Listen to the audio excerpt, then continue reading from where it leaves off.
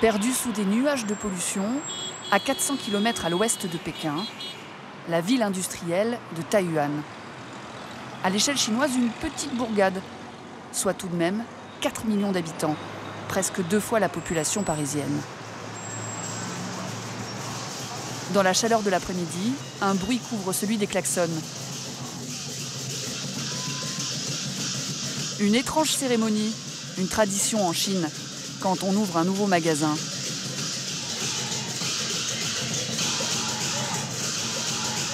Pas un étranger à l'horizon, sauf les invités d'honneur. Des Français venus spécialement pour l'occasion. Nicolas Gros, le directeur général d'une entreprise de prêt-à-porter masculin, et son directeur commercial. Selon la coutume locale, peindre l'œil du lion apporte la prospérité. À quoi ça sert ce que vous faites, Arnaud ? J'en ai pas la moindre idée, mais c'est traditionnel. Ils sont à la tête d'une marque française de vêtements, Montagu, très peu connue chez nous, mais qui en Chine est ultra populaire depuis 30 ans. À peine l'inauguration terminée, les clients chinois se pressent dans la boutique. On y vend des chemises, des polos, censés représenter le comble de l'élégance à la française. Ce retraité chinois a l'impression d'avoir toujours connu la marque. Ça vous va très bien. Vous êtes sûr? C'est pas trop large au niveau des épaules? Non, c'est très bien, vous êtes très séduisant. Ici, ce polo est un produit de luxe. Vendu 250 €, plus de la moitié du salaire moyen en Chine. Pour ce client, commerçant en bijoux, c'est une manière d'afficher son statut social. Cette marque, c'est la marque de la classe riche, aisée. C'est pour les gens qui ont de l'argent et du pouvoir. Aujourd'hui, la marque dispose en Chine de 1200 points de vente, 8 fois plus que Lacoste, 15 fois plus que Gap. La dure vie de star. Étonnant parcours d'une entreprise familiale française qui a finalement fait fortune en Chine. Montagu, la mode en duo. Son nom ne vous dit pas grand-chose, et pourtant en France aussi, la marque a eu son heure de gloire. Mais c'est un Montagu. Oui, C'est un Montagu. évidemment. Son histoire sent bon terroir. Elle débute en 1880 dans un petit village ardéchois qui donne son nom à la marque. La filature de soie va se transformer et se transmettre de génération en génération.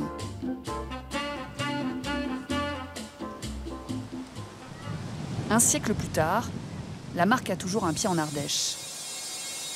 Pierre Gros, le président de l'entreprise, garde une affection particulière pour ces machines d'un autre temps. Celle-ci, elle est en parfait état et elle date des années 60, vous voyez. Aujourd'hui encore, elles fournissent un fil spécial, le fil lumière, utilisé pour fabriquer des polos, qui désormais s'exportent à 8000 km d'ici. Pierre Gros a été un des premiers à comprendre que la Chine représentait un marché gigantesque. Il a gardé quelques photos de l'époque. En 1979, l'entreprise possède déjà une vingtaine de boutiques à Hong Kong, la colonie britannique. Et son voisin chinois l'intrigue. Voilà, ça c'est notre arrivée à Canton. Avec sa femme, il obtient l'autorisation exceptionnelle de passer la frontière. Il n'y avait pas de touristes et donc on était l'attraction. Vous voyez, j'ai un soldat, par exemple, là, qui nous photographie. Et ce qui attire les Chinois, qui portent tous l'uniforme, ce sont les couleurs vives des vêtements des Français. Pierre Gros va faire un pari risqué. Sur le chemin du retour, j'ai remarqué qu'il y avait des panneaux publicitaires pour des marques étrangères. Notamment, j'avais photographié celle-là qui m'avait intéressé, c'était pour les camions Mitsubishi. Pierre Gros se met à rêver. Et s'il remplaçait les affiches de propagande par de la publicité? J'ai demandé à mon guide si on pourrait avoir, par exemple, des panneaux comme ça pour mettre Montagu en valeur, avec de belles photos. Oui, mais vous vous êtes pas dit que les autorités diraient non? On a demandé, et on nous a dit oui. Ce sont les premières réclames pour des vêtements dans ce pays communiste. Elles vont marquer toute une génération de Chinois.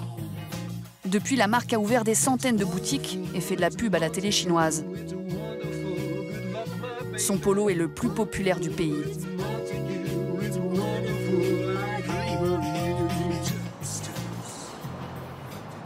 Désormais, l'entreprise réalise 90% de son chiffre d'affaires en Chine.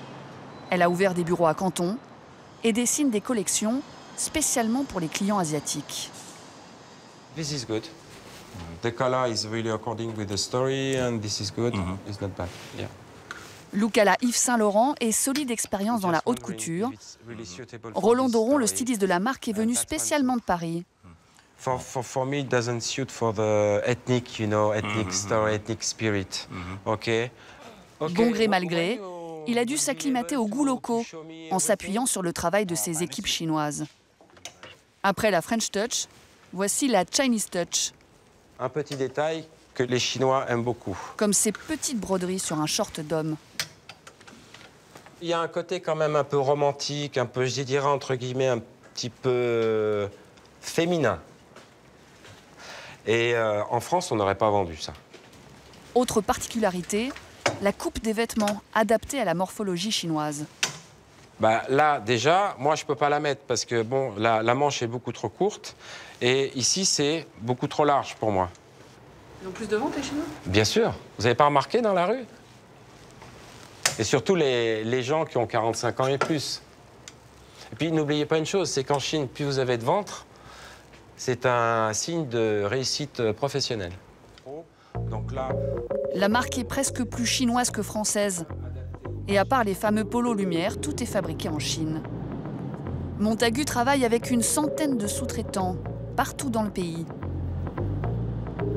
À 80 km de Canton, un bâtiment qui ressemble davantage à un immeuble d'habitation qu'à une usine.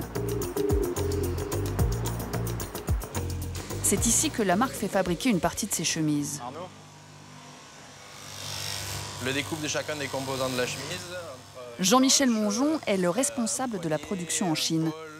Et le site qu'il a choisi de faire visiter à son directeur, c'est un peu l'usine modèle.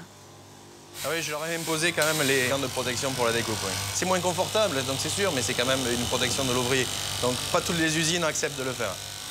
En notre présence, en tout cas, les employés respectent les règles de sécurité. Ils découpent de petites quantités pour permettre un travail de précision. Les salariés ici sont plutôt mieux payés qu'ailleurs, environ 500 € par mois. Et la contremaître un peu moins exigeante sur les cadences. L'objectif, c'est qu'elle fasse 80 chemises par heure. C'est pas un niveau très élevé. Dans d'autres usines, cela peut aller jusqu'à 120 pièces. Il est à qui le petit contrôle qualité là? Donc là, il s'assure que la pose de la poche soit en disposition correcte. Ouais, les Français ont réussi à imposer leur standard qualité. C'est pour nous. Et pour l'instant, ils n'ont pas envie de délocaliser leur production dans des usines au Vietnam ou au Bangladesh, même si les coûts seraient 20 à 30% moins élevés. On pourrait payer moins cher, mais certains éléments constitutifs de la chemise seraient moins bien respectés. On aurait moins d'assurance. Ici, les contrôleurs qualité à chaque poste s'assurent que chaque élément est fait selon notre cahier des charges. Collection adaptée au marché, production chinoise. On est bien loin des ateliers ardéchois. Mais pour vendre, la marque a encore besoin de l'image du French lover. It's very nice like this. If you turn your body in one direction and you look the other way. Yeah. Cet après-midi a lieu le casting pour choisir le nouveau modèle du site internet. Ce qu'il faut, c'est du mannequin français, ou en tout cas, qui ait l'air français. En l'occurrence, ce jour-là, ils sont sud-africains, brésiliens et australiens. Aux commandes, la direction artistique. Des femmes exclusivement qui savent ce qu'elles veulent et ce qu'elles ne veulent pas. But he's too Chinese style for me. A little bit. He's been in China for so long. The way he poses is typically Chinese. Like, I don't want it. And yes, a bit low class. Bon, lui est très bien. Oui, il est bien. Il faut que ce soit assez naturel, de bon goût, l'élégance à la française, vue par un Chinois. Pour l'instant, leur petit chouchou s'appelle Lucas. Il doit se faire maquiller pour des essais. Et pour les Chinois, plus le visage est blanc, plus c'est élégant. It's a bit too strong. More natural. Don't add more make-up. More. Regarde. Candice a des idées bien arrêtées et compte les imposer. Quand on dit on voudrait qu'il soit élégant. Nous, on a notre interprétation en fait de français avec tout ce qu'on met derrière le mot élégant. Et un Chinois ne va pas penser à la même chose, il n'a pas les mêmes références. Donc, en fait, élégant peut se transformer en très ringard. Donc, il faut être derrière en permanence pour vérifier. So, natural posing, okay? Even if they tell you Chinese, no, just natural, okay? Yes. La marque joue sur le charme français pour vendre ses produits. Mais aujourd'hui, dans le pays, elle n'a plus le monopole de l'élégance. Depuis que l'entreprise s'est implantée, la Chine a bien changé. Elle est aujourd'hui une économie capitaliste et les Chinois les premiers consommateurs de mode et de luxe au monde. L'entreprise française doit faire face à une forte concurrence et comme toutes les grandes marques de luxe, elle paye la rançon de la gloire, la contrefaçon. Pour mesurer l'ampleur du phénomène, le jeune directeur n'a même pas besoin de sortir de son bureau. Alors je voulais vous montrer un ou deux sites internet intéressants, toujours sur le sujet des contrefaçons. Sur la toile, il y a au moins une quinzaine de sites qui vendent de faux polos de la marque. Et certains contrefacteurs poussent très loin la ressemblance. Même nom, même logo, mêmes images reprises sur les catalogues. Donc là, ils ont utilisé une de nos photos de cette année. Donc ils nous volent nos photos, celle-là aussi par exemple, ce qui donne quand même un bon rendu à leur site. Vous avez déjà essayé de le faire fermer, ce site? Oui, ce site, en fait, on l'a même fait fermer. C'est ça qui est compliqué, c'est qu'on l'a fait fermer il y a 4 mois, en début d'année, et il a réouvert un mois après. Donc c'était quand même assez rapide. Aujourd'hui, le principal site copieur réalise plus de chiffre d'affaires que le site officiel de la marque. Un manque à gagner pour les Français qui ont du mal à endiguer le phénomène, même quand il a lieu au coin de la rue. En plein cœur de Canton, un centre commercial, tout ce qu'il y a d'officiel. Nous y accompagnons Nicolas Gros en caméra cachée. Au 6e étage, une trentaine de boutiques de mode masculine. Saurez-vous découvrir les grandes marques qui se cachent derrière le nom des boutiques? Armand Lee, Boss Long et Motegong, pour Montagu bien sûr. Des copies grossières, mais qui peuvent tromper un Chinois, car il ne lit pas notre alphabet. La boutique surfe sur la notoriété de la marque, mais elle vend des polos bien moins chers et moins bien faits. Ce qui est choquant, déjà, la qualité est mauvaise, ça c'est sûr. Les boutons utilisés, c'est du plastoc. La fleur n'est pas l'imitation. Le style est moche. La forme ne semble pas terrible, bien qu'il n'ait pas de défaut majeur, à part les boutons. Et puis voilà, c'est une imitation, c'est faux. Des imitations, mais le magasin ne désemplit pas. Le responsable de la boutique n'a pas une minute à lui. Il te reste encore des modèles comme ça? Ça marche très bien. Surtout le matin. On est très occupés. Et quand on lui demande s'il s'agit bien de produits de la marque française, il ment impunément. Oui, c'est du Montagu. On vend les produits de sa filiale en Chine. J'ai l'exclusivité, je suis revendeur officiel de la marque. De faux polos contre de vrais billets, que le vendeur vérifie consciencieusement. J'ai payé 150, donc c'est l'équivalent de 15 € les deux. 10 fois moins cher que pour de vrais polos. Motegong n'est pas une exception. Nicolas Gros a recensé une quinzaine de contrefaçons de sa marque en Chine. 4 ont été fermés suite à de longues procédures judiciaires, aussitôt remplacées par de nouvelles copies.